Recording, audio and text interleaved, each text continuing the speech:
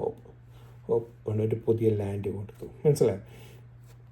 അത് നമുക്ക് ചർച്ചിൽ വരുമ്പോഴും നമ്മൾ വരുമ്പോഴും നമ്മുടെ ഇതേപോലെ റെവലേഷൻ നമ്മുടെ എല്ലാം പ്രതീക്ഷ നഷ്ടപ്പെട്ടു. ക്രിസ്തു വന്നു, നമുക്കൊരു ചർച്ച നമുക്ക് തന്നു. ഇപ്പോൾ എന്താ ജാതികളായിരുന്നു നമുക്ക് ഒരു ഹോപ്പും ഇല്ലാതിരുന്ന സമയത്ത് ക്രിസ്തുവിനാൽ നമുക്കൊരു ഹോപ്പ് തന്നു. മനസ്സിലായി? ഒരു പുതിയ ആകാശം ഭൂമി ഒരു പുതിയ ലാൻഡ് തരും. ത്രൂ ഹോപ്പ് നമുക്കൊരു പുതിയ ലാൻഡ് തരും. മനസ്സിലായി? ദൈവത്തിൻ്റെ വാക്കിനാൽ ഇത് ഡാർക്ക്നെസ്സോ അല്ലെങ്കിൽ എന്താണെന്ന് വെച്ചാൽ മാറിപ്പോട്ടെ, പുതിയ ഭൂമി വരട്ടെ. ആ പുതിയ ഭൂമി നമുക്കൊരു ഹോപ്പ് തരുന്നു. മനസ്സിലായി? ആ പുതിയ ഭൂമി ക്രിസ്തുവായിട്ട് സങ്കല്പിക്കുന്നു. പക്ഷേ ഇത് ഇത്രയും അത് ഇവിടെ വരുമ്പോഴാണ് ക്രിസ്തു സങ്കീർത്തനം 40 അകത്ത് പറയുന്നത്, എൻ്റെ കാലുകളെ ക്രിസ്തു പാറമേൽ നിർത്തിയ സ്റ്റെബിലിറ്റി. മനസ്സിലായി?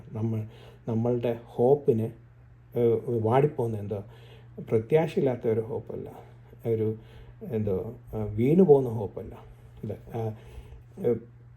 എന്തോ ഒരു വീടിനെ പറ്റി പറയുമ്പോൾ കാറ്റുകളടിച്ച് വീട് പോകുന്ന സ്ഥലത്തല്ല, പാറമേൽ പണിത വീട് എന്ന് പറയുന്നത് ഒരു സ്റ്റെബിലിറ്റി.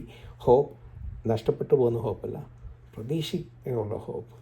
മനസ്സിലായി? ആ ഹോപ്പ്, ആ സ്റ്റെബിലിറ്റിയാണ് ഈ ഭാഷ ഡ്രൈ ലാൻഡ് കാണിക്കുന്നത്.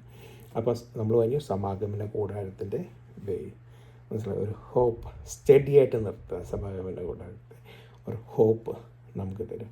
ദൈവം നമ്മളോടുകൂടെ വസിക്കുക എന്നുള്ളത് നമ്മളെ ഒരു I will never leave U nor forsake you, I will be always with you എന്ന് പറയുന്നുള്ളൂ. ആ ഒരു ഹോപ്പ് നമുക്ക് തരുന്നതാണ്. ഓക്കെ, അപ്പം ഹോപ്പില്ല, നമുക്ക് നഷ്ടപ്പെട്ടു പോകുന്ന പല ചിന്തകളുണ്ടെങ്കിൽ പേടിക്കണ്ട, ഹോപ്പ് ഒന്നും പോയിട്ടില്ല. ഓക്കെ, അപ്പോൾ പക്ഷെങ്കിൽ ഇത് നമ്മൾ ഇത്രയും പറഞ്ഞ് നിർത്തിയിട്ടുണ്ടെങ്കിലും ഇതിൻ്റെ അകത്ത് യഹൂദനെ സംഭവിച്ചോളം ഇതൊരു ആഴത്തിലുള്ള മീനിങ്. നമ്മൾ പലപ്പോഴും പല ആൾക്കാരെ കൂടെ ചെയ്യുന്നത്, എന്തുകൊണ്ടാ ഇസ്രായേൽ ഇങ്ങനെ ആയിരിക്കുന്നത്, അങ്ങനെ ആയിരിക്കുന്നത്, വായി ഇസ്രായേൽ എന്തിനാണ് ഈ ലാൻഡിന് വേണ്ടി അടിയുണ്ടാക്കുന്നത്, അങ്ങനെ ഇങ്ങനെയാണെന്നൊക്കെ ഒത്തിരി നമ്മൾ പല ആൾക്കാർ പറയുന്നതായിട്ട്.